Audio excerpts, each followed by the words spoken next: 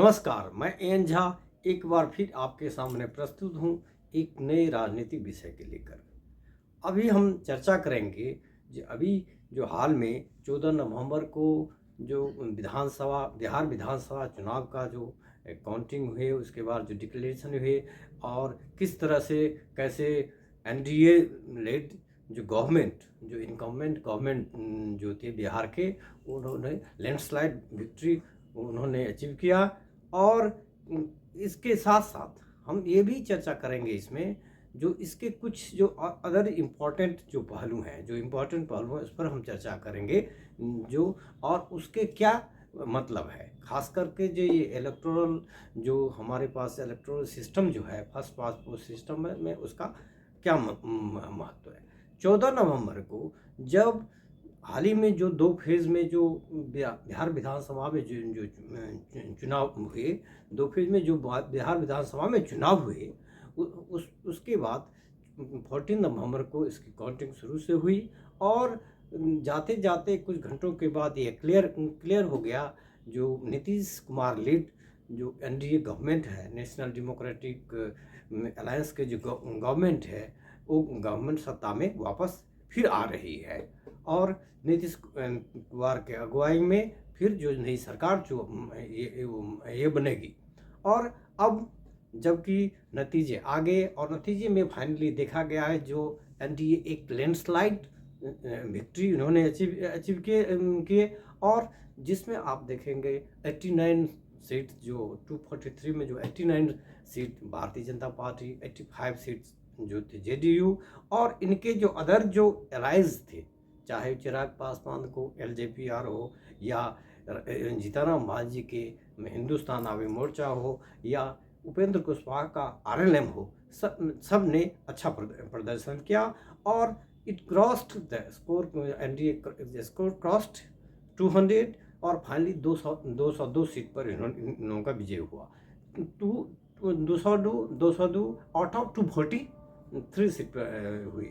और इस बार जो आरजेडी राष्ट्रीय जनता लेड जो महागठबंधन थे, जो इस बार बड़ी कोशिश में थे, जिस बार जो 20 साल के बाद जो नीतीश कुमार के गवर्नमेंट को हरा करके जो सत्ता में आएंगे, उनका परफॉर्मेंस बहुत ही करा हुआ you can the second worst since जो राष्ट्रीय जनता दल के फाउंडेशन के बाद कह सकते हैं।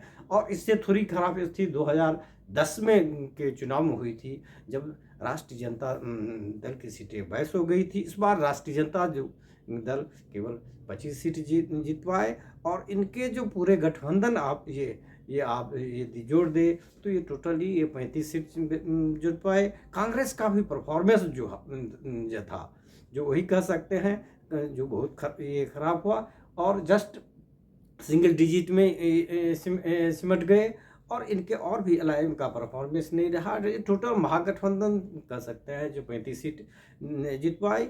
और उधर जो ओवैसी असदुद्दीन ओवैसी लेड जो एआईएमएम की जो पार्टी है, उसे वो जो 5 सीट में जीत पाए। और इस तरह से NDA government is going to form the next government. तो ये 2-3 आने वाले 2-3 दिन में गवर्नमेंट फॉर्मेशन की तैयारी चल रही है और क्लियर हो जाएगा। जो चीफ मिनिस्टर नीतीश कुमार ही अगेन चीफ मिनिस्टर होंगे। 85 सीट लेकर जेडीयू द सेकेंड लार्जेस्ट जो पार्टी होकर आएगी। जो पिछले के इनके परफॉर्मेंस थे, जिसमें जो पिछले के performance JDU manage to just 43 seat थे और उससे ऑलमोस्ट डबल है। तो ये आने वाले समय में 2-3 दिन में गवर्नमेंट परमिशन होगी। अब इस सब में कुछ जो आप देखेंगे ये प्रचंड जीत कैसे हुई। इस बार वोटिंग भी प्रचंड हुई।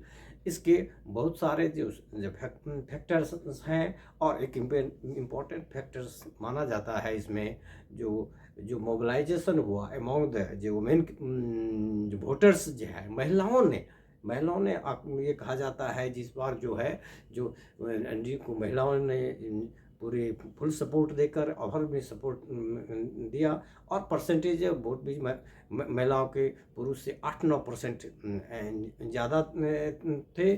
और इस तरह से एनडीए की जो लैंडस्लाइड विक्ट्री रही। और भी बहुत सारे फैक्टर थे, जैसे इलेक्शन मैनेजमेंट की फैक्टर होती है, इनका जो कास्ट इक्वेशन था ये ज़्यादा ब्रॉडेन कास्ट इक्वेशन था, अनलाइक महागठबंधन। इनके जो जितने इनके कंस्टिट्यूएंट थे, इसमें जो आपसी जो था एक कोहेरेंट ज़्यादा था, इन दोनों के बीच आपसी कोलैबोरेशन, तालमेल। और ये इलेक्शन के बाद देखा गया है जो ट्रांसफ़र ऑफ वोट जो होते हैं एक पार्टी की दूसरी पार्टी की, जो अपने कंस्टिट्यूंस जो पार्टी होती है अलायंस में, वो भी बहुत बढ़िया था। और अनलाइक एनडीए जो आरजेडी लेड जो महागठबंधन थे, उसमें उस हिसाब से भले ही राष्ट्रीय जनता दल 143 सीट पर खड़े हुए इसमें, और नेक्स्ट कांग्रेस 61 पर खड़ी हुई रही। और भी इनके जो थे वीआईपी के पार्टी, मुकेश सहनी की पार्टी थे, कम्युनिस्ट लेफ्ट पार्टी, सब ये थे, ये सब मिलकर आए। लेकिन फाइनल जो फाइनली मीन्स जो अगेन जो 2025 में इस बार असेंबली इलेक्शन के बाद अगेन जो NDA government is going to for the government. और जो इस बार फिर जो है अभी नीतीश लेड गवर्नमेंट की फिर से विक्ट्री हुई है, वो भी लैंडस्लाइड हार के बारे में 2-3 जो पहलू है उस पर गौर करना बहुत जरूरी है। एक सबसे पहले ये इस इलेक्शन में कहा जाता है कि बेसिकली महिलाओं ने एनडीए को जिताया, और जो नीतीश कुमार जेडीयू के लीडर जो इनकम्बेंट चीफ मिनिस्टर थे, उनको एक नायक के रूप में ये प्रेजेंट किया। और परसेंट ऑफ वोट में आप देखेंगे तो फर्स्ट फेज में जो वोटर में देखेंगे महिला वोटर 60 का जो परसेंटेज थी अबाउट 69% था। सेकंड फेज में जो हुए 11 नवंबर को जो सेकंड फेज में 74% अबाउट 74% था। तो ऑलमोस्ट 72% एवरेज जो आप दोनों का आप काउंट करिएगा 72% जो वो करीब जो महिलाओं ने वोट दिया, जो कि ऑलमोस्ट जो पुरुष जो मताधिकार जो वोटर थे उनसे तकरीबन 8-9% ज़्यादा था, जो एक अपने आप में बड़ा हिस्टोरिकल माना जाता है।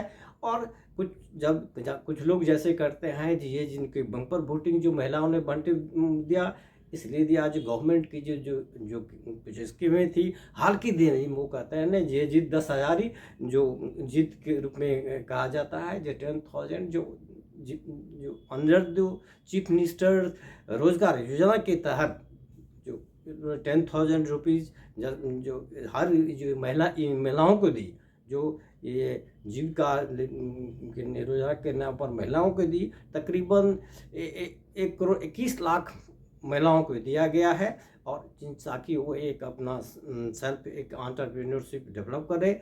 और उसमें ये था कि ये शुरू के सीड मनी है, और बाद में यदि इसमें यदि अपना कुछ ये करते हैं, अपने बिजनेस करते हैं, सक्सेस रहते हैं, तो बाद में भी इनकी गवर्नमेंट की तरफ से 2 लाख की लोन दी जाएगी। तो ये एक कहा जाता है जी ये साइलेंट गेम चेंजर बना। अब सवाल होता है कि हम देखें महिलाओं ने तो बढ़ चढ़ कर इन्हें दिया, इन्हें सत्ता में वाले किया। और देखा गया है नीतीश कुमार जब भी आए हैं तब से ही देखेंगे जो वुमेन सेंट्रिक उनकी स्कीम रही है, बहुत सारे स्कीम उसके फर्स्ट टर्म में से भी आप जब आए तभी देखेंगे जो इनकी गर्ल्स जो लड़कियों के लिए स्टूडेंट के लिए जो साइकिल वाली चाहे स्कीम हो, या पंचायती राज बॉडी में जो रिजर्वेशन की बात हो, या हाल के देर में जो बिहार पुलिस में जो वुमेन की इतनी % देने की बात हो, या ओवरऑल जॉब में भी जो मैंने के कोटा की बात हो, तो उन्होंने ये सब पहले उन्होंने किया। लॉ ऑर्डर पर भी थोड़ी सेव कर रही थी। तो वुमेन सेंट्रिक इनकी ये पॉलिसी शुरू रही है। और इस तरह से नीतीश लेड जो एनडीए को उन्होंने लैंडस्लाइड दिया। इसमें इनकी जो लॉ मेकर या कितने एमएलए हुए, कितने एमएलए के आप देखेगा जो रिप्रेजेंटेशन जो कहते हैं, उन्होंने एज ए वोटर तो उन्होंने दिया, लेकिन इनके जो पावर की सत्ता के साझेदारी में हिस्सेदारी में कितना रहा, तो आप देखेंगे जो जस्ट 28 जो वुमेन कैंडिडेट जो थे एमएलए बन पाए। इससे पहले वाले में 26 जो ये कैंडिडेट एमएलए थे, और इस बार ये 28 कैंडिडेट रहे। बेस्ट इनका हाल के दिनों में जो 2010 वाले इलेक्शन में मैक्सिमम था 33 जो एमएलए थे, एमएलए थे महिलाएं जो मेंबर ऑफ लेजिस्लेटिव असेंबली में हुई। और शुरू से आप फर्स्ट इलेक्शन से ही देखेंगे तो 1952 में जरा 13 फ्रॉम बिहार से जस्ट 13 एमएलए जो थे मैंने एमएलए थे। तो अब ये कहने की बात है जो ऑलमोस्ट आधी आबादी से जो ये एमएलए की जो 28% देंगे, इट इज़ जस्ट लाइक इसका परसेंटेज जो इस हिसाब से जिस हिसाब से इनका कंट्रीब्यूशन है, ओवरऑलिंग परसेंटेज है, ये वोटिंग तो बहुत ज़्यादातर देती है मोर देन 71% वोटेड। लेकिन इनका कंट्रीब्यूशन 243 में केवल जो 28 जो एमएलए हैं, उस 28 में भी आप एक एक को देखेंगे, पार्टी वाइज देखेंगे तो एनडीए से जो है ना, एनडीए से ऑलमोस्ट 25 जो है महिलाएं एमएलए इस बार ये हुई है, जीती है। 25 में भी सबसे ज़्यादा जो है जो बीजेपी के 12 कैंडिडेट इन्होंने महिलाओं क्या किया था, 12 में से 10, जेडीयू के 13 में से 9 कैंडिडेट इसमें है। चिराग पासवान लेट जनशक्ति पार्टी जो है, रामविलास आरबी एलजेपी आरबी जो है, वो 6 में से 3 महिलाएं इसमें ही सबसे ज़्यादा स्ट्राइक रेट कर सकते हैं। जीतन मांझी की जो हम है हिंदुस्तान आवामी मोर्चा जो है, उन्होंने जो 2 कैंडिडेट उन्होंने आउट ऑफ 6 में टोटल इनकी जो अलॉट हुआ थी इसमें इनमें 2 महिलाएं थी, उनके दोनों जीते। और उपेंद्र कुशवाहा ने अपने जो उनके 6 सीट जो अलॉट थी उसमें 1 महिला थी, वो महिलाएं जीत गई। तो टोटल जो 28 सीट में 25 एनडीए के खाते से आए और 3 इधर जो है राष्ट्रीय जनता दल से जीते हैं। आउट ऑफ के लार्जेस्ट जो आप देखेंगे आरजेडी ने सबसे ज़्यादा सीटें पर इन्होंने इनके कैंडिडेट क्लियर किए थे, 143 सीट पे किए थे। तो उसमें आप ये देखेंगे जो यहाँ से 3 महिला जीत गई, और कांग्रेस के भी खेमे से कोई महिला कैंडिडेट जीत कर ना आई। ऐसी स्थिति उनकी एलआई में जो खड़े भी किए थे, तो वहाँ से जैसे वीआईपी से भी खिलाए थे वो खिलाए नहीं है। तो अब टोटल कंटेस्टेंट की बात करते हैं तो 243 सीट में करीबन ऑलमोस्ट 2600 है, 2600 से ऊपर टोटल जो कंटेस्टेंट में 258 अक्रॉस द पार्टी जो होती है, जो मेन स्ट्रीम जो हमने जो पार्टी की चर्चा जो की है, इसके पार्टी के अलावा इंडिपेंडेंट कैंडिडेट हैं, टोटल कैंडिडेट हैं। और ये लास्ट 15 ईयर्स में ये लोएस्ट अब नंबर का कंटेस्टेंट नंबर अब ये लोएस्ट कैंडिडेट है।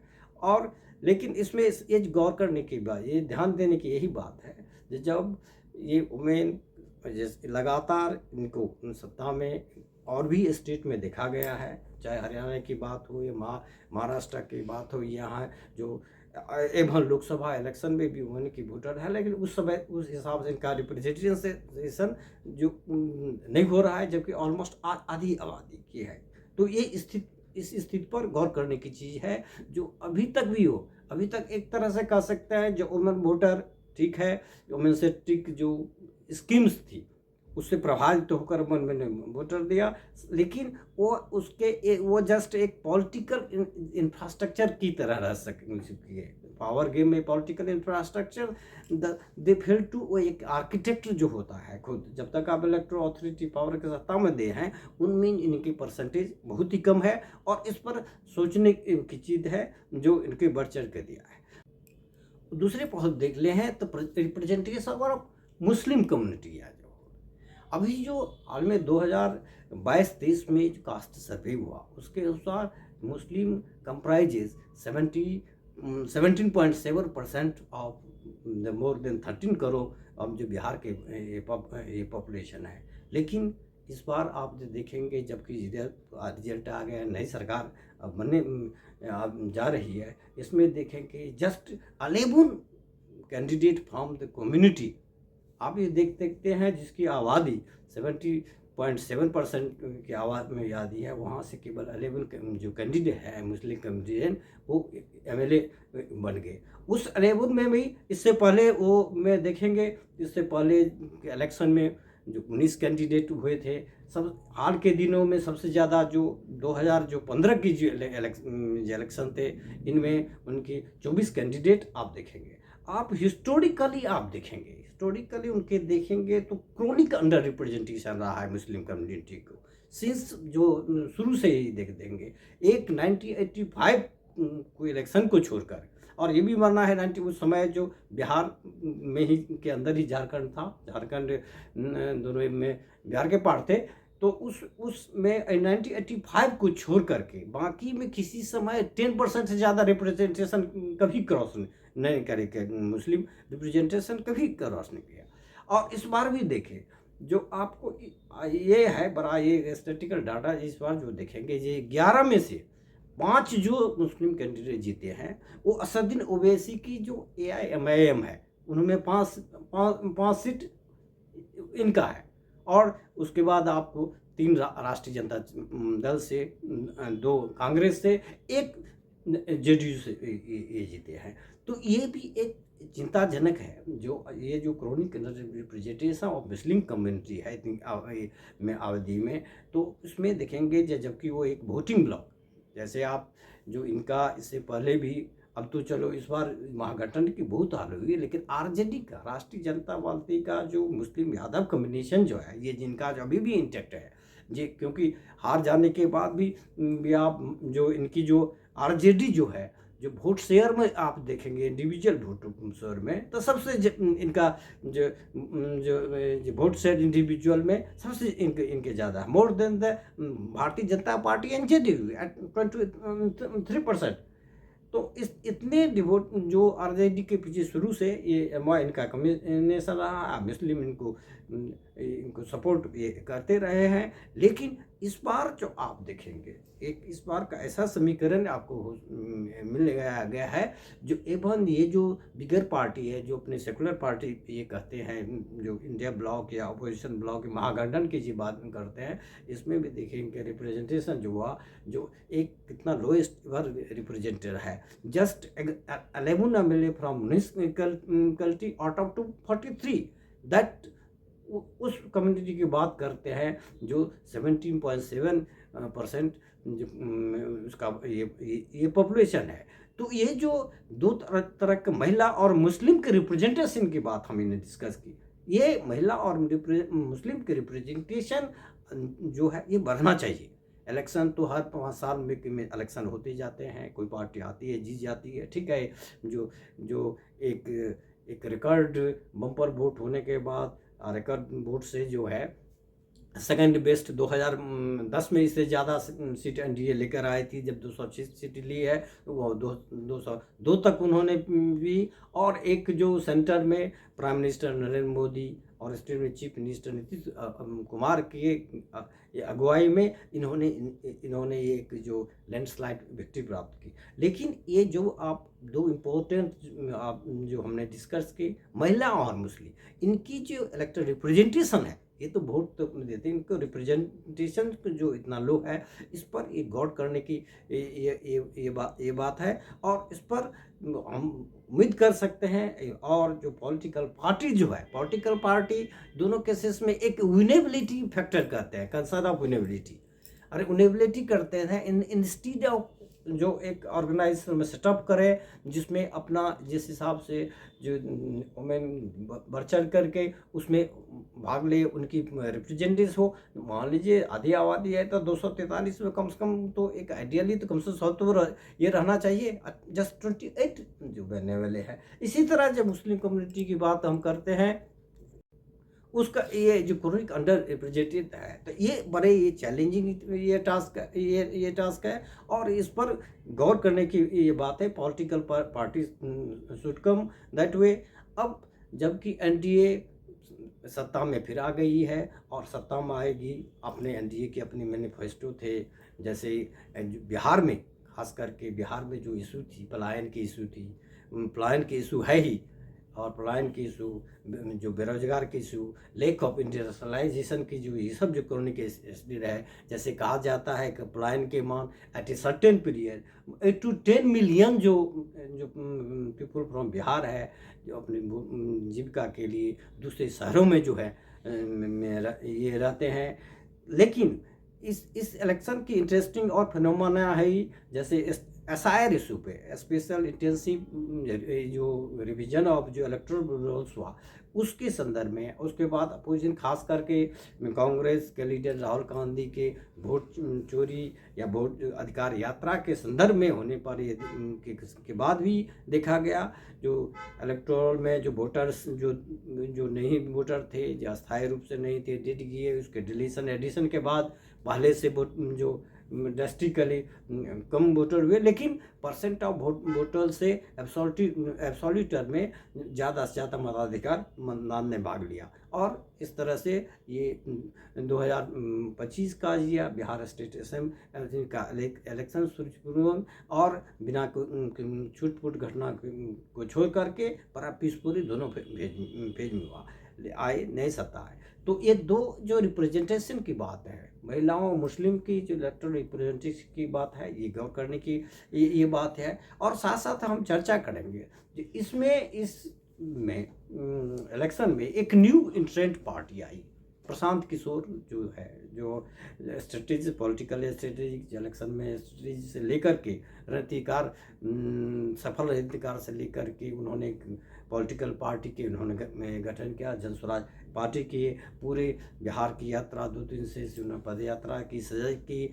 अब बहुत वो इशू को उन्होंने हाईलाइट किया, जो माइग्रेशन की जो की होती है, रोजगार की बात होती है, या इंडस्ट्रियल लेक ऑफ इंडस्ट्री या बिजनेस अपॉर्चुनिटी की बात हुई, इन की है, या करप्शन की बात ही है, इन्होंने बड़े हाईलाइट किया। और इन्होंने 243 में 238 कैंडिडेट भी खड़ा है, लेकिन इनकी fail to win a single seat. लेकिन ठीक है, सिंगल सीट उन्होंने फेल कर गया, तो ये लगता है, ये कह सकते हैं जो पीके का प्रशांत किशोर का अटेम्प्ट जो था यूजलेस था, ये नहीं हम कह सकते। एक कहा जाता है जो न्यू इंट्रेंट के आने से, ये जो महिलाओं के अलावा जो ये जो बम्पर वोटिंग हुई है, इसमें न्यू इंट्रेंट पॉलिटिकल पार्टी के आने से भी एक वोटर पे उत्सुकता बनी है, खास करके जो इशू उन्होंने जो मुद्दे किए, जो इशू आज भी है इशू है। और भले वो 3.3% लेकर आए, लेकर तकरीबन उनको 15 लाख करीब वोट मिला। लेकिन जब आप गौर करेंगे तो करीब 32 ऐसे सीट्स थे जिसमें जेएसपी को, जनरल स्वराज पार्टी को 10,000 से ज़्यादा वोट हुए, और 4-5 सीट पर तो डायरेक्टली ये, चाहे राष्ट्रीय जनता हो या बीजेपी हो या इनके एलाई हो, एनडीए के अलायंस हो, उन्होंने डायरेक्टली जीते हार को उन्होंने डिसाइसिव रोल उनको रहा 4-5 सीट पर। तो ये भी नहीं है, उन्होंने अभी चूँकि फर्स्ट इंट्रेंस थे 3.3% उनको ये वोट मिली। अब हम उम्मीद कर सकते हैं दो तरह की, जैसे कि उन्होंने कहा है कि चलो हम अर्श से फर्श की बात उनको होती है, या तो हम मिनिमम 10 होगा या हमें 150 प्लस की बात ये कर सकते हैं। तो चलो इस बार स्कोर इनको कोई कैंडिडेट नहीं आए, लेकिन यदि ये कंटिन्यू करते, जिन्होंने कहा जो हम अभी आगे 10 साल के लिए जो है हम रहेंगे, जो नई अल्टरनेटिव देंगे, जो एस्टेब्लिश पार्टी जो है, जो एनडीए महागठबंधन से जो एस्टेब्लिश पार्टी है, उसके लिए अल्टरनेटिव हम विजन देंगे, यदि उसमें वो लगे रहें, यदि प्रशांत तो कोशिश करते रहे, तो हो सकता है आने वाले समय में या नेक्स्ट इलेक्शन या उसके नेक्स्ट इलेक्शन में वो जो he can JSP can get the जो उसके पावर के हिस्सा बन सकते हैं, या अल्टरनेटिव जो एक ये कर सकते हैं पॉलिटिकल सिस्टम को, वह ये देख सकते हैं। फिलहाल अभी जो 2-3 दिन के बाद एक नए गवर्नमेंट की फॉर्मेशन हो गई, कुछ काशी कुछ बातें ये इस तरफ हो जाएगी कि चलो नीतीश कुमार की अगुवाई में तो एनडीए ने लैंडस्लाइड किया, लेकिन क्या इस बार भी उनको फॉर्मली नीतीश कुमार ही चीफ मिनिस्टर लेंगे, उसमें कोई शक नहीं है, क्योंकि सेंट्रल के जो लीडरशिप जो बीजेपी के थे, उन्होंने भी डिक्लेयर कर दिया जो यही चीफ मिनिस्टर रहेंगे तुरंत इलेक्शन होने के बाद। जो चिराग पासवान एलजेपी आरबी के जो रामविलास पासवान ग्रुप जो है एलजेपी उनके जो बॉस सुप्रीमो हैं वो उनके मिलने गए। तो उसमें इस तरह से ये दिखा गया है, क्योंकि ये इलेक्शन आप देख रहे होंगे जो डिस्पाइट द फैक्ट जो अपोजिशन पार्टी चाहे तेजस्वी यादव हो या जन स्वराज पार्टी के फाउंडर जो प्रशांत किशोर, उन्होंने उनके डिटोरेटिंग हेल्थ पर नीतीश कुमार के हेल्थ को उन्होंने टारगेट किया और उन्होंने ये पूरा किया। लेकिन आप जब टोटल देखेंगे तो राष्ट्रीय जनता दल के तेजस्वी यादव से जस्ट एक आध रैली ही कम ही अटेंड किया है। ये अशुद्ध नीतीश कुमार जो पुअर हेल्थ जो उनके रूमर लगाया गया उस स्थिति पर इन्होंने कम 84-85 रैली उन्होंने बिहार में कवर किया। और ये उन्होंने देख लिया कि अभी भी जो नीतीश कुमार कितने मायने रखते हैं। तो जो नीतीश कुमार आयु में इस तरह से एनडीए लैंडस्लाइड विक्ट्री रह गई है। तो अब 2-3 दिन में ये क्लियर हो जाएगा, गवर्नमेंट फॉर्मेशन शुरू होंगे। हाँ, आने वाले जो ये रिटेन पावर की अब इनके लिए वो चैलेंज है। इन्होंने जो अपने मैनिफेस्टो या इन्होंने 1 करोड़ जो जॉब की जो घोषणा की है, अब राष्ट्रीय जनता दल के जो तेजस्वी यादव ने हर परिवार से उन्होंने क्या था, एक सरकारी नौकरी देंगे, तो उनका तो वो तो अब सत्ता में रहे नहीं, एवं just it could manage Rajat could manage to win just 25 seats. तो अब इनके लिए चैलेंजेस भी है, रिसोर्स का कैसे ये फाइनेंशियली मैनेज ये करते हैं और कैसे ये करते हैं। ये चैलेंज ये है, क्या वहाँ कमिंग डे में जो रोजगार के नाम पर या पलायन के नाम पर गवर्नमेंट कुछ ऐसा जो लॉन्ग टर्म कुछ स्टेप लेगी जिस स्थिति जो है, जो बदहाली की स्थिति है। क्योंकि एट द एंड वे चलो इलेक्शन चुनाव आए हो गया, लेकिन बिहार के इशू ऐसे की इशू है, Bihar is at the bottom. जब डेवलपमेंट की बात होती है at the bottom of all India, मतलब बॉटम ये है इनकी per capita PD almost lowest per capita income है। 65% मोर देन, ऐसा कहा जाता है 65% मोर देन जो ऐसे है उनकी जो इनकम है, जो एवन एनुअली 50-60 के 50 to 60 के रेंज में है। तो ये सारा चीज़ इनको ये देख करके दीज आर द चैलेंजेस।